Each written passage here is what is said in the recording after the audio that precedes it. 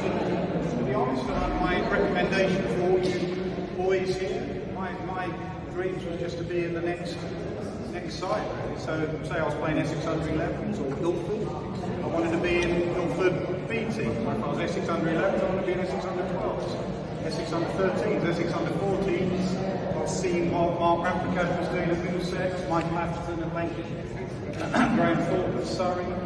And then before you know it, Graham Luch bringing you up saying you want to play for Essex. And then before you know it, Graham Luch is tapping you on the shoulder saying you want to play for England. And then before you know it, David Graham is ringing you up saying you want to be cricket captain. And then before you know it, you're sacked and you're looking for a job somewhere else. So just try and concentrate on the level that you're playing on. And your dads and mums and everyone will have dreams for you, and that's way off.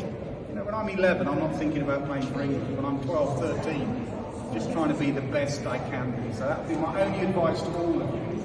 Just try and be the best you can be now, and let everything else look after itself. If they want to pick you, select you, whatever, just have some fun. And actually, my last game playing for England was at Lords, and my last day, I knew I was going to retire against New Zealand, and I went up to Duncan Fletcher and said, "I'm retiring tomorrow," in the hope that he'd say, "No, please don't retire." And he went, "Yep, you're going tomorrow, we've got to get Strauss in the side." And I was determined to absolutely enjoy myself at Lords. Look at the boxes, look at the crowd, see where I'd left my tickets, and it's amazing how much better you play when you try and enjoy it, and not have that fear of failure and worry about getting out. I know that's easier said than done when you're strapping your pads on and you're going out the back and they're all sledging you and you want to get a run and mum and dad are watching, they've driven you for an hour and a half and you know it's going to be a very silent journey home if you don't get some runs. I've been there with my old man. So just make sure you try and enjoy it as much as you can. Long answer that. That was a good answer. Do you have any questions, anyone? Yes, young man. How hard is it to play professional cricket? How hard is it to play?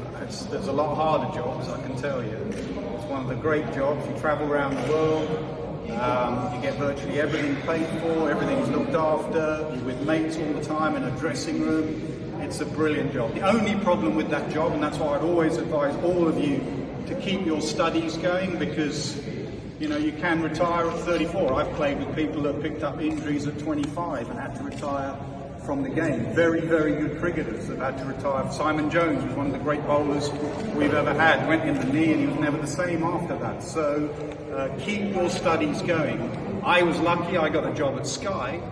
I've played with some seriously good cricketers that they get to 34, 35 and then like, what do I do now? So it is quite a short career, but it's a blooming good career. I tell you, there's a lot worse things you could be doing. It's a great career. What's your favourite shot?